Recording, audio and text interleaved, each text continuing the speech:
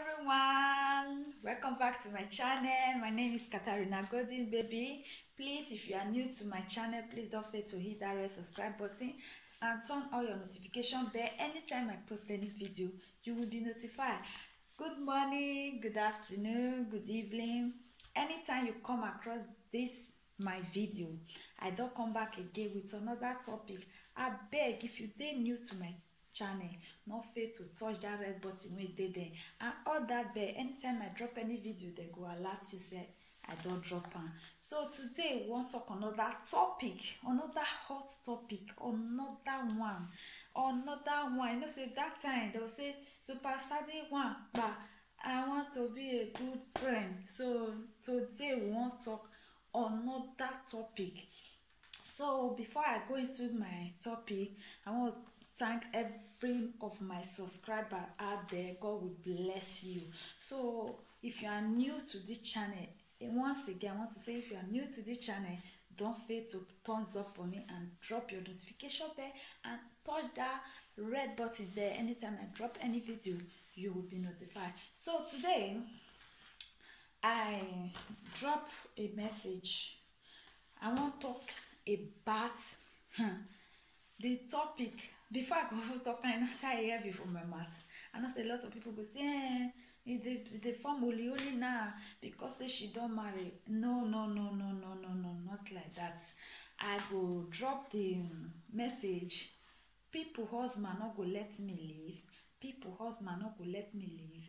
It gets affection, okay?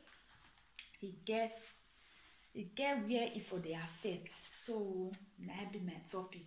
So before I go into those details of that one, I want you quickly drop. I not go drop video, but I want quickly drop one picture wey dey attractive to me when I got to talk about this thing.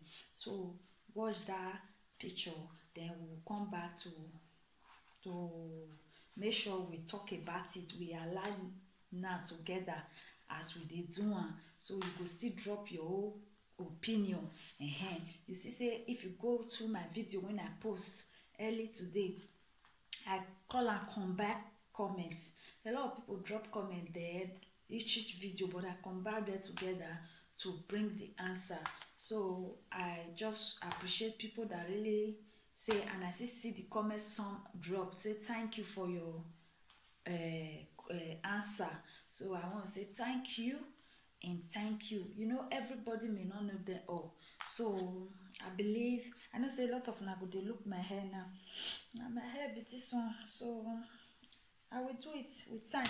So let's put this one aside first. So that is it. I hope my face is okay like this.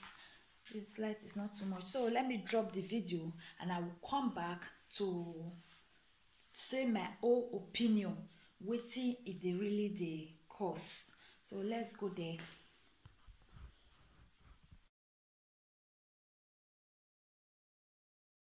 So I don't come back again. So when you see that picture, wetin your mind tell you, a lot of women today, they go, then you go see say, I don't first talk this thing pass. You go see say, they will say, no, me I no fit date young boy. Oh, I no fit. Why I go date young boy? Young boy no fit pay my house rent now.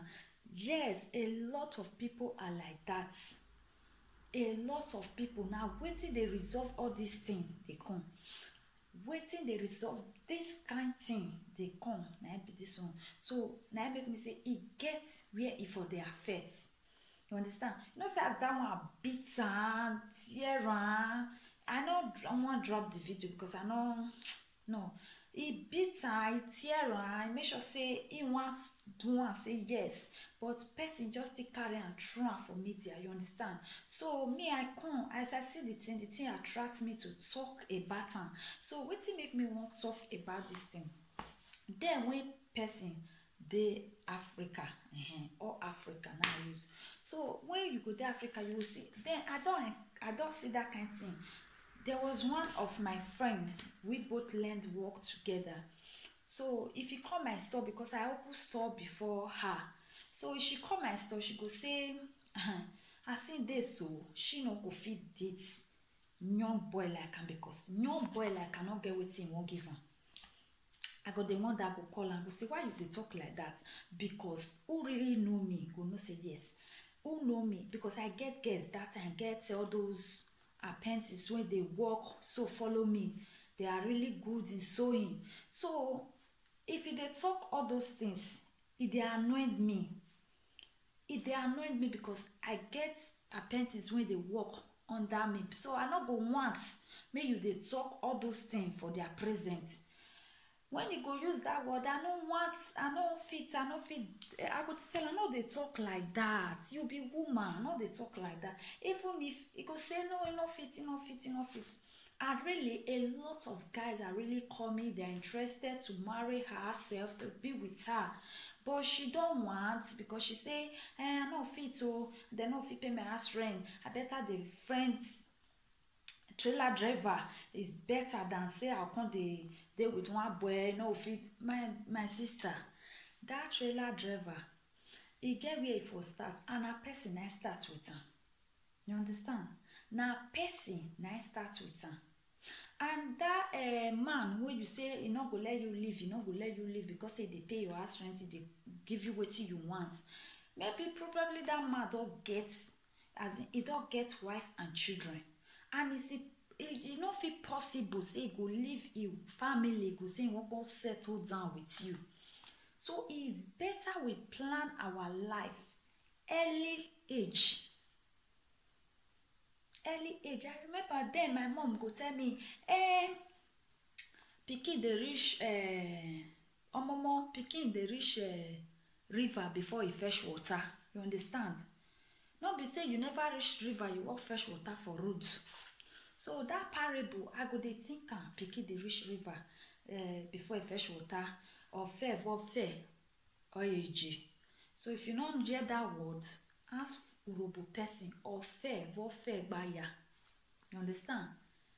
So as he talk that word, I dey reason am, I go say, why if she go talk that word, say pikin dey reach river before e fetch water? Really, it get to a stage I begin to understand her, what she mean. Because then, when I dey grow dey come, then I still dey about SS1 abi JS3, if I not mistake. Then she go say, no, I get people wey be say they go beat me because inside boys now for grow, they go beat me if I try am. You understand? So like that, I begin to dey fear. It even get the stage wey be say I don still grow. E get one of my friend wey be say know my inner heart. He know, as in na my friend wey be say he know everything about me. So I don't want me and Arufu get quarrel, because I know say if you get quarrel, a lot dey when he go talk about me. That was then, oh. I'm not talking about now. For now, she don't marry me, I don't marry, everybody don dey young. That was then. I go dey fear, say the day when we quarrel, then because our house they will say, no, if you date boy, they go deal with you. When you be, I go dey fear. If me and I get quarrel, now me dey fear the wrong go beg am, because I don't want make it go talk. You understand? I don't want make it go talk. I don't want. I would say, sometimes if I go beg am, I go say, why you go beg this girl? One man go tell me, say, beg am o, because if he talk, give your senior sister or your brother call here, na problem. So why am I saying this? Because as I see this picture, if you plan well, say no matter anything, even though say no hungry, they beat you.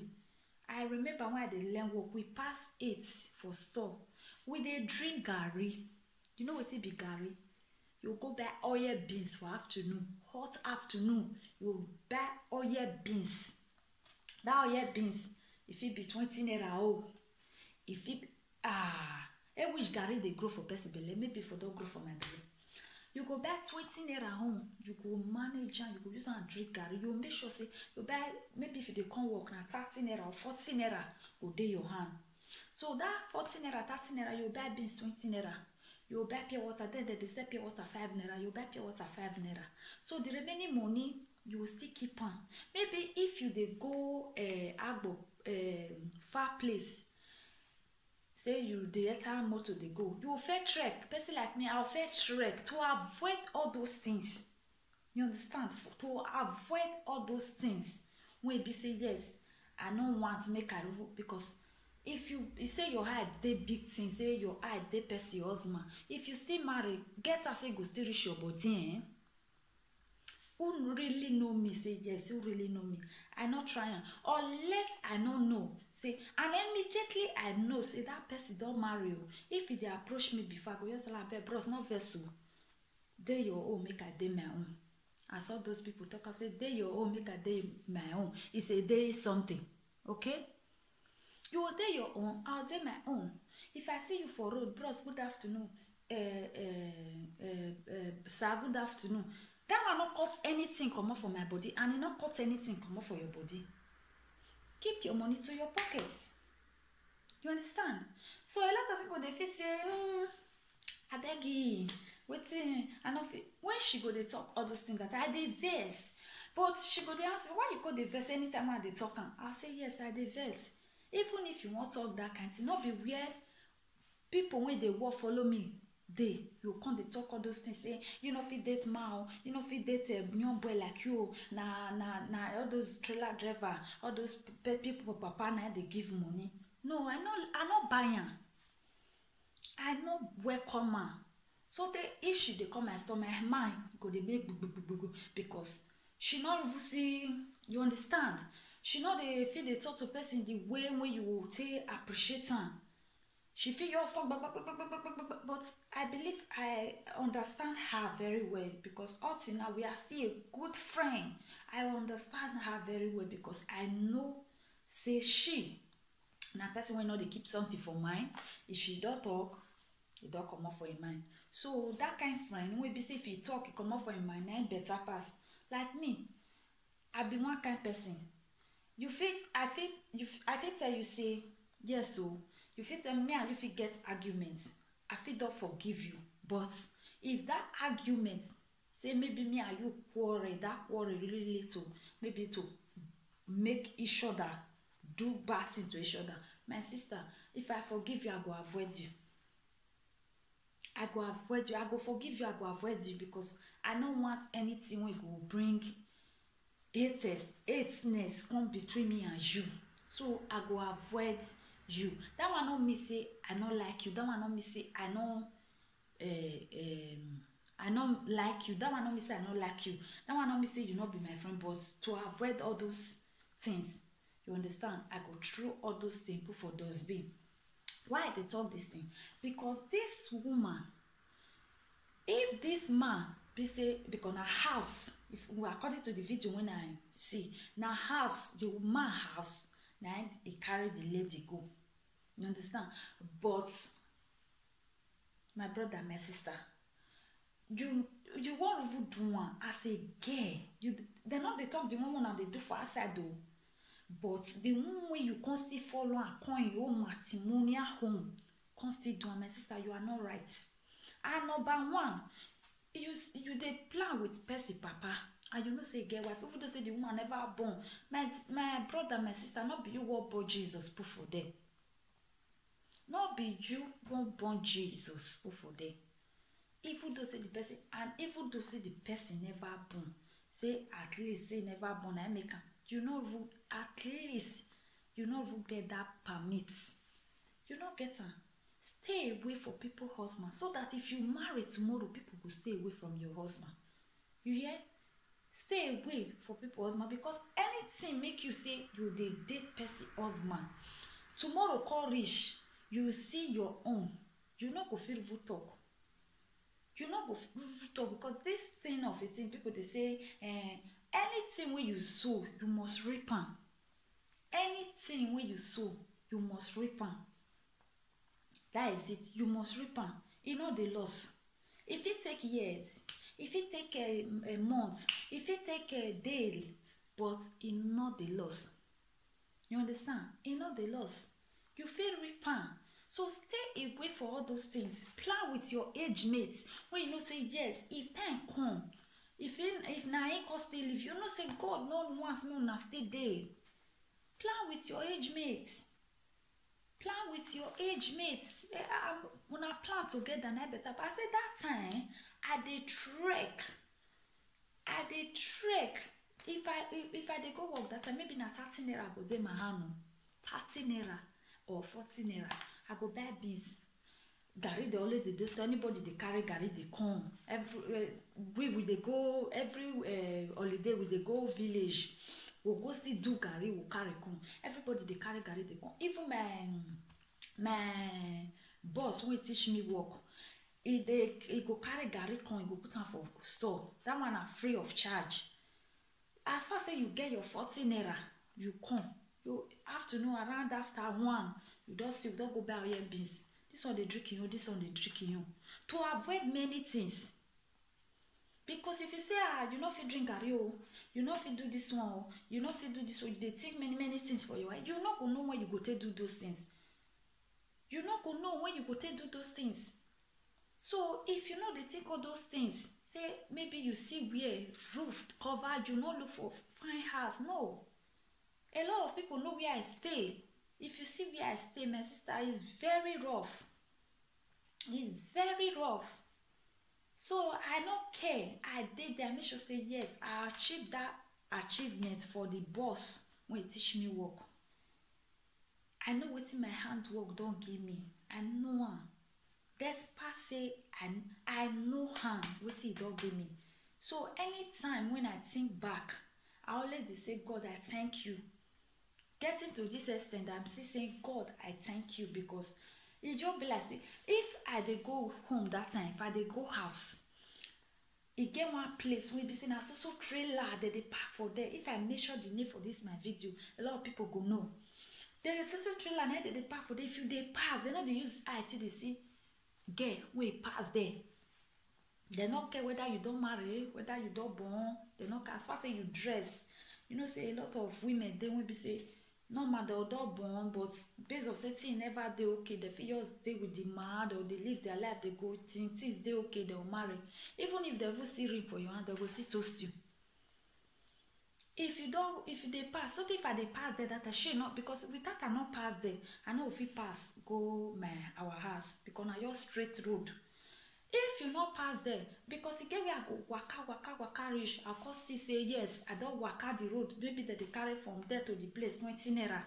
That time I'll call waka and half road, or that they carry the place 30 naira. I'll call waka and half road before I can stop motor bus where they go the place house. Maybe if I hear it, I'll say, bros, na 10 naira I get to, na 20 naira I get to.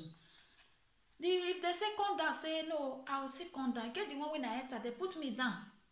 I can see trek come out so that the money go carry me reach where they go. You understand? Now where person they go for future, no matter pass, not be where you dey now. You understand? Not be where you dey now. I will see a lot of girls that time they say, I don't feel. No, I not feel date young boy. I know, but young boy when you not date, when you not plan with. If the time reach now, you want to go settle down with. Now you know what tomorrow they talk to that young boy. You know what tomorrow who get for that young boy. You know what the life when God prepare for that young boy. You know whether I go be the best millionaire tomorrow. No, nobody know. You know, even your whole future, you don't know. If you don't know where it they go, talk less or say another person. So plan with the person you are with now. Then say you say no, na marriage man. Now I won't deal with. My sister, they go design you. They go jan you. They go make sure say they frustrate your life. Because I not feel live marriage man. I be waiting the cause. You understand? You not go feel live them. You not go feel let them be. Anyone where you talk to you as far say na superstar, he get money, na trailer driver, na banker. I want yours stay with am. Now this one I be the main one. The other one I call you. I dey come. I just dey work. Now moreover na lie. He did the banker house. Not be because I know say a lot of people say because he don't marry. As I not date marriage man. I know the date marriage man. I not trying. I not trying. Get one man. That time when I go dey sell fish for village. For one village like that, I go dey sell fish. To why I do am because I want find money to open store so that I fit get my own work. I can't see one of my girlfriends say, "Ah, they go one market or they go one market go they sell every market day. That's every day of the market, every 4 days." As he tell me now, say, "Ah, what you they give for it?" I say, "Go carry carton 8,000. You go see get like 1,500, 2,000 depends how it is selling. The times transport come up for it, I go get 1,2." I look and I say, "Na good thing." I carry am. The first day when I carry am, they shame. I no fit tell you like the shame. I come dey tell the girl, "You sure say I go feed?" The girl say, "You go feed the girl because the girl no get time. You know they depend on person because he get sibling as me still get sibling.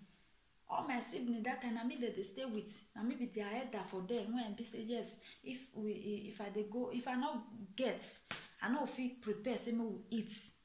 I know it all depends say until I go see my parents before I go still go. At least if I no fit go that my parents' place, small thing go see them. I will see use am cook. I'll see transport stay go work. Now so I cut it. They do one. I can't follow the girl. When I go 6 times, I get a lot. Before I come gather money. Before go do one, I can't feel open store. I not go tell you like say na so this one do this one. Somebody support me for my store. Somebody support me, but not be marriage man. Not be marriage man. He support me. Say take.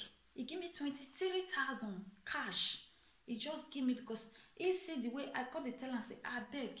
I no go. I no sure say this thing when I dey up so go reach me to do wetin I want do. Because wetin I want do, I say I want buy machine, join my machine, and I want because when I do freedom, I really get a lot. I get a lot. If I not get money that time, I get rich. You know that time don't sleep till I do freedom 2010. Yes, 2010. Yes, because I open store. I do freedom 2010 September. I call open store November. You see, I call open store November. I say you complain for that one. That one just give me. I not call your webo money when I cost it get for free. That call gather and call open store. I open store. It no take time. And so apprentices they come. They won't learn. I get rich before I come up for Africa. I get rich about 5 apprentices when they teach work. I just get some. But anytime when that my girlfriend come, she would bring a lot. They come, and I saw this one just buy me this phone. And I saw this one man, a trailer driver. You know the thing would they vex me. So all those one, they like me. They take their leg, they carry with it. They do.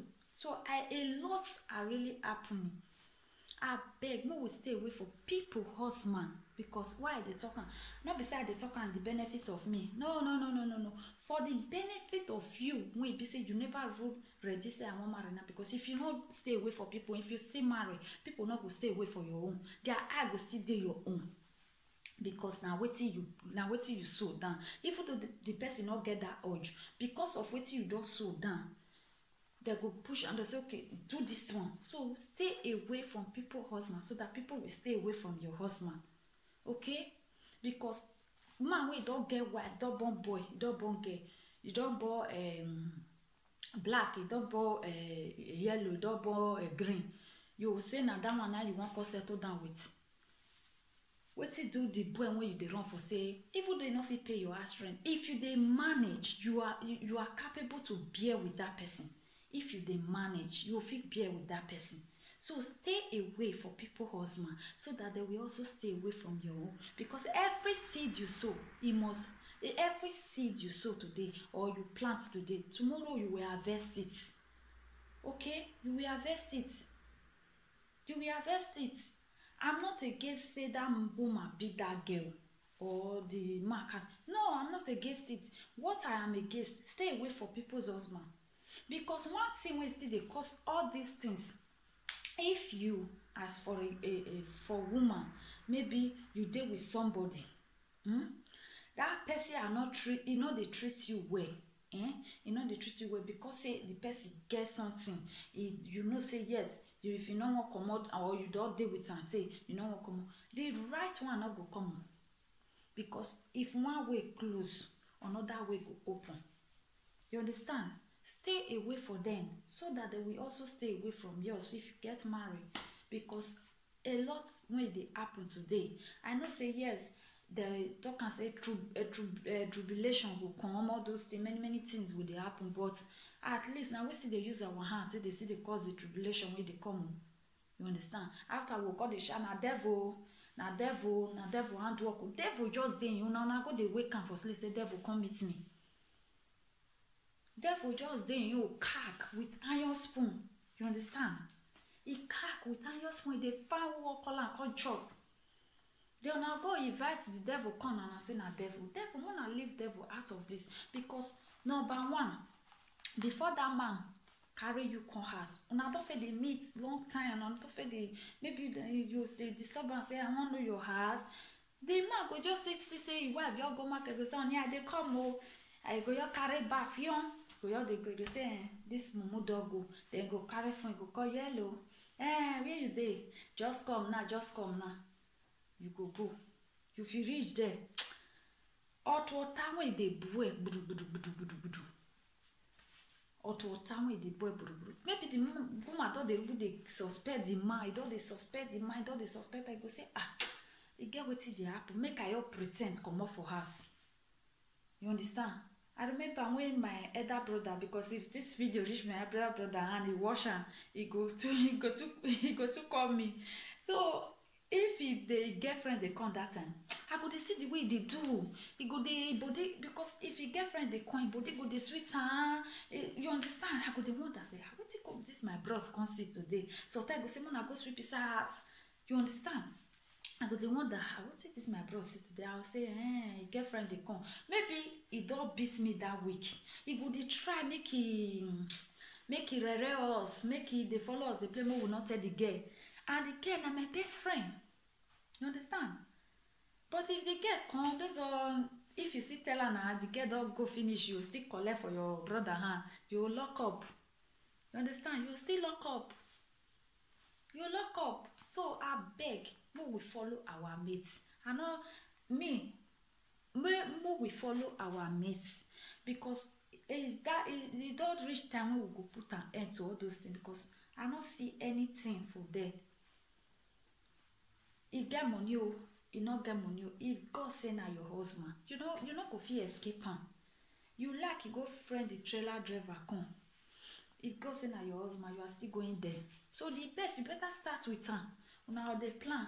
I dey one Africa store one day. I go Africa store, then I dey pregnant dey 2 months. My help put her like that. So I reach there, I just greet the man. People food there, I just greet una, good afternoon sir. Mama, good afternoon ma. I just greet all of them. The one call see my face, he say this one a better girl. He call use Benite token. You understand? He say this one a better girl. He say all those kind. He call use Benite talk the word. Say all these kind girls still dey Europe.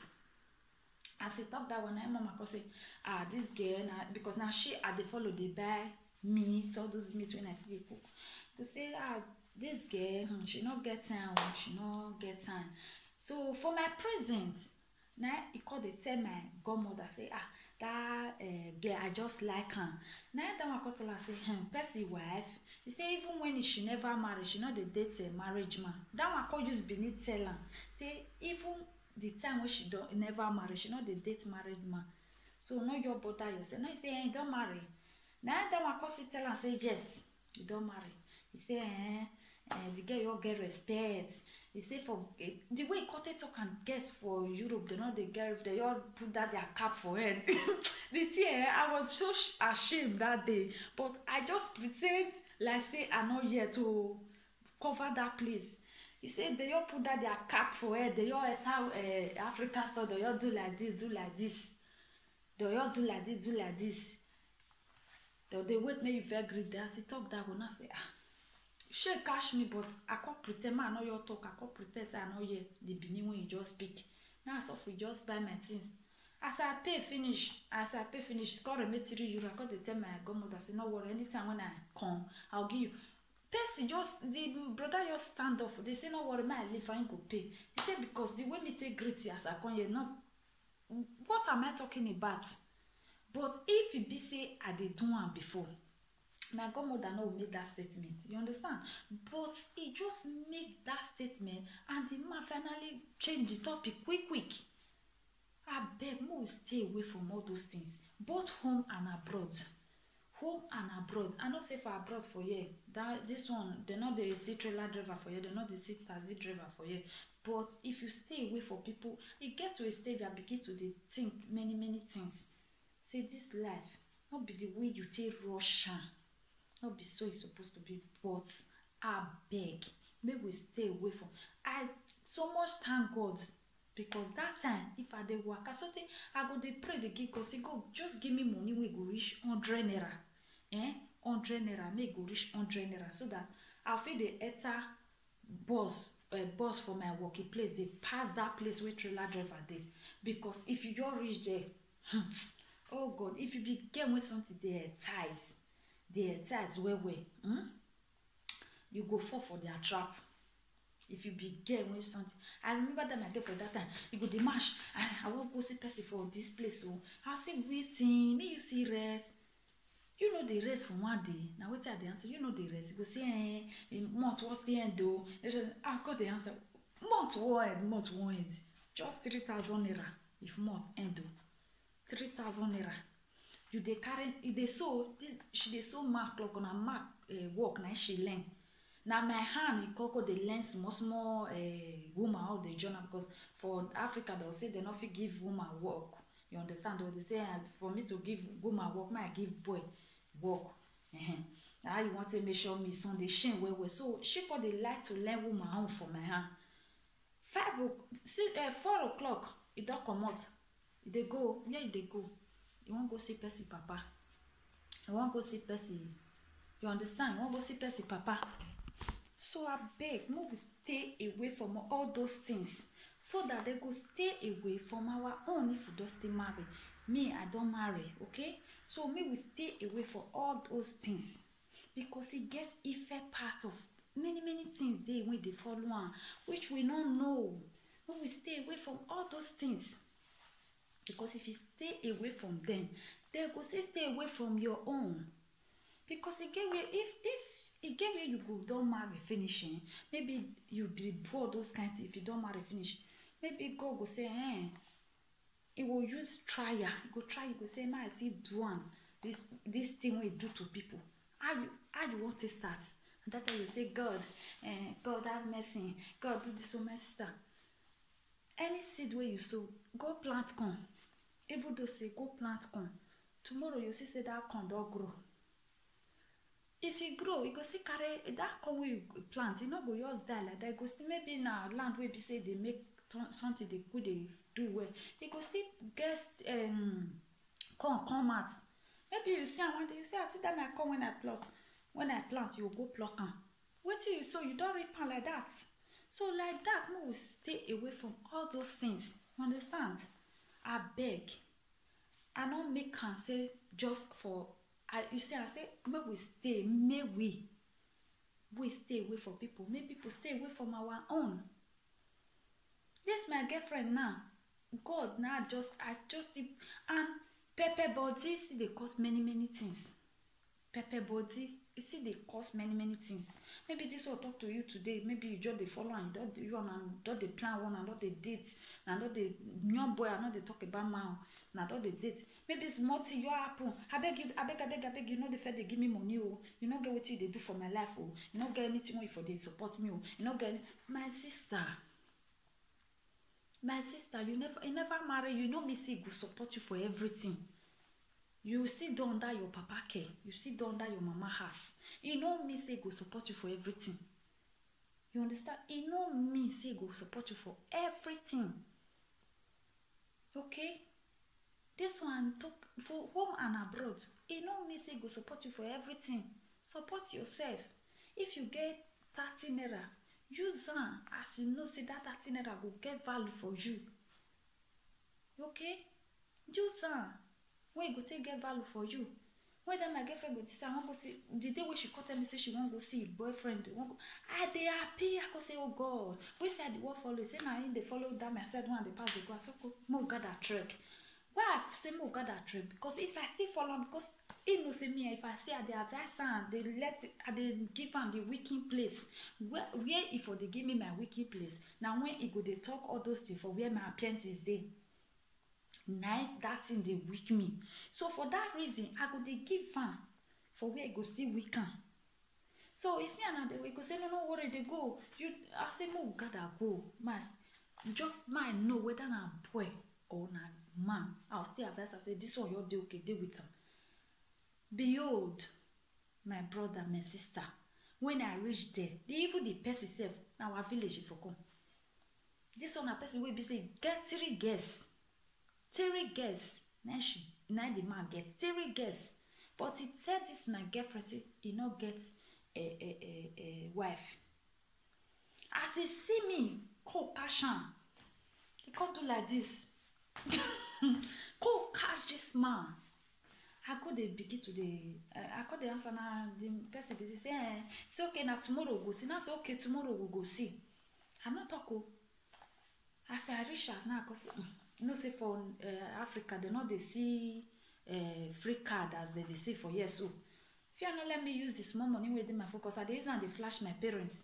If you not let me use and call am because if I restore tomorrow if he come I go talk to him. The money before me reach my store I see say na she fair come she don't even sweep put things for her side. I really happy they try for all those one for me. Now call and go corner because my girls did there now my friend not be my girl. Now just my friend. But she dey learn something from me to take back e work. She does still free, she don't do freedom. She dey learn something from me to back his work, e work. So he come call me and I call the talk. I go say that man yesterday when I see that man don't marry. He say he not tell you say don't marry. Now say that man don't marry. Now the same village, though say na another tribe. But now where my dad built that spot, now there the man for the carry all those corn farm. But na driver, they carry all those corn farm. Now say he don't marry, get 3 girls. He say he not tell him. Now say ask him, say where his wife and the children.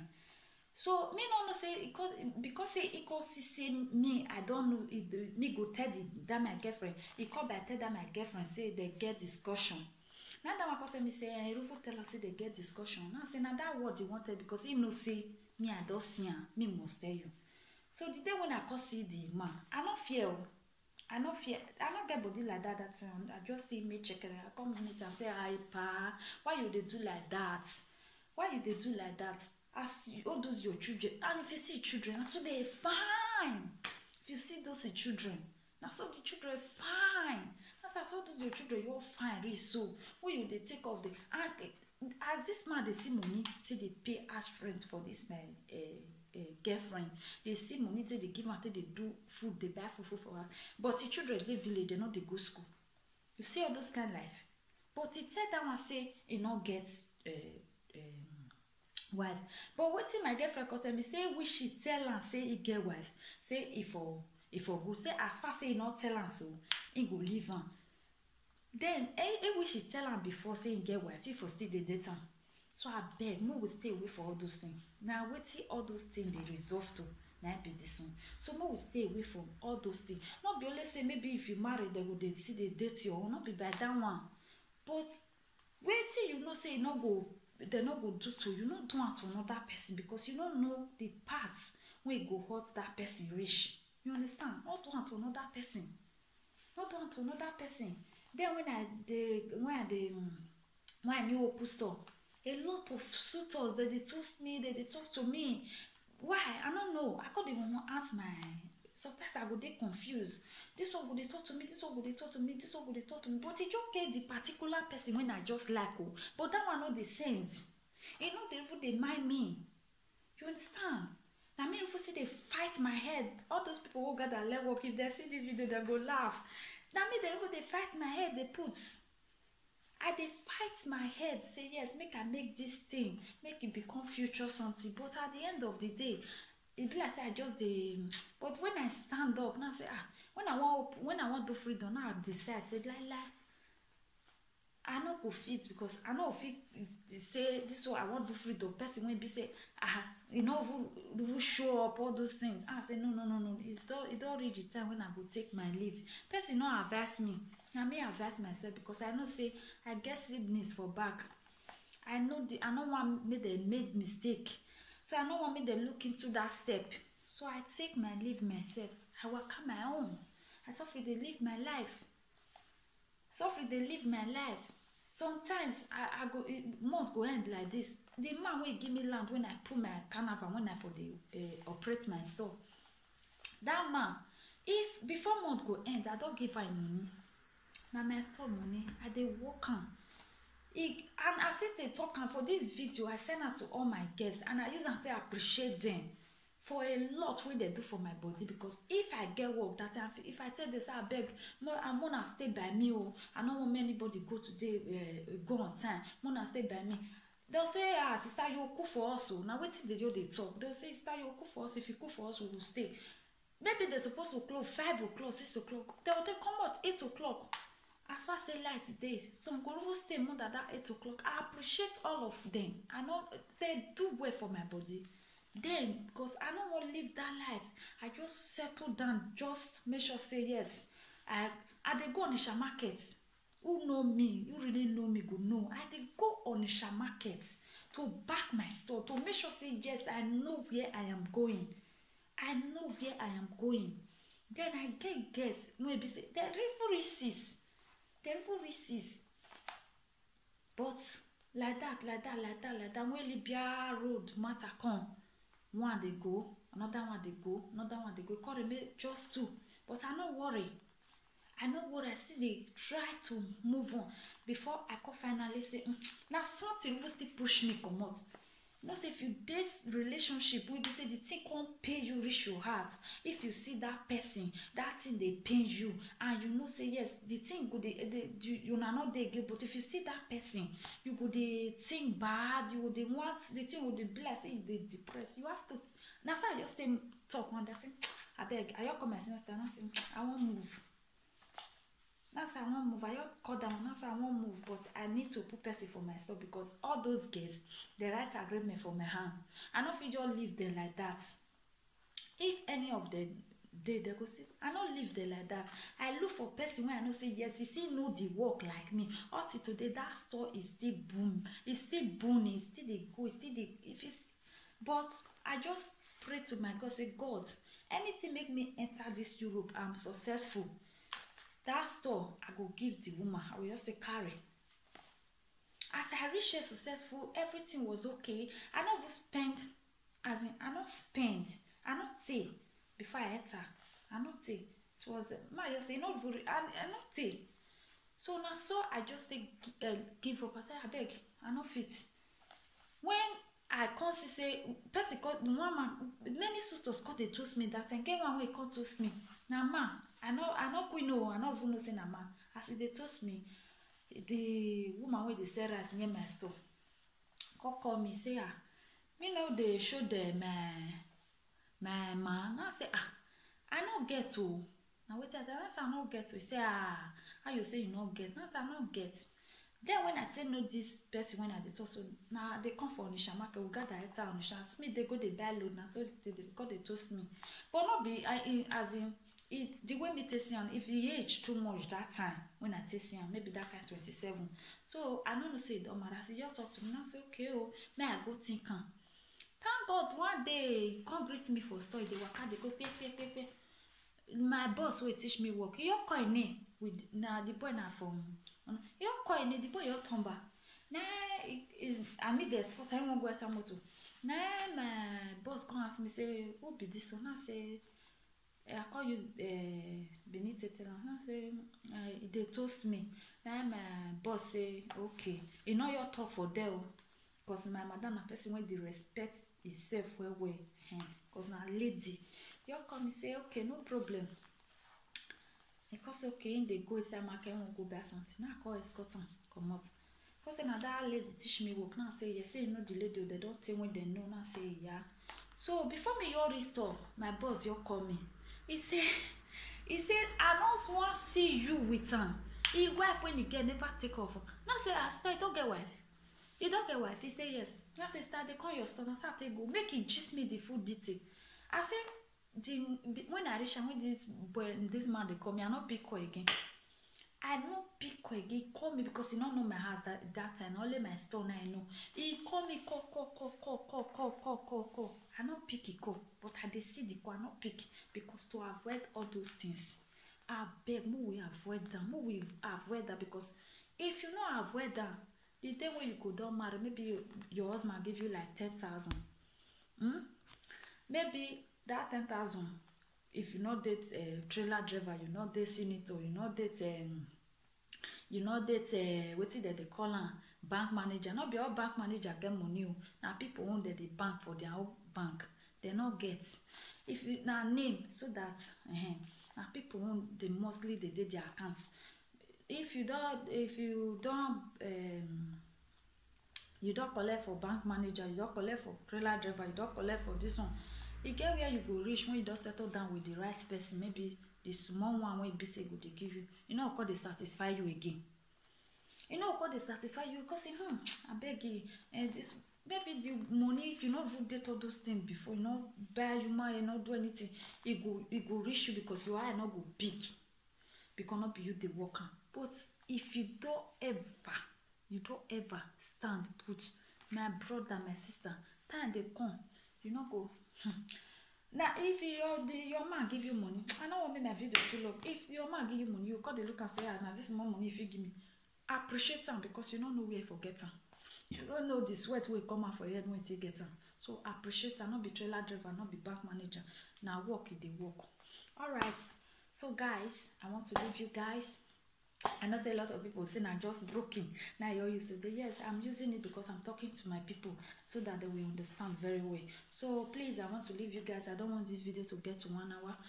So if you know you are new to my channel, don't forget to hit that red subscribe button and turn on your notification bell because more are still coming. So I would like to drop the picture once again before I leave. I bet if you're new to my channel, don't forget to hit that red subscribe button and on your bell. Anytime I drop any video, they will tell you say I don't drop them. So my name remain Katarina Godin Baby. Ciao for now. Till I come your way again. Remain blessed.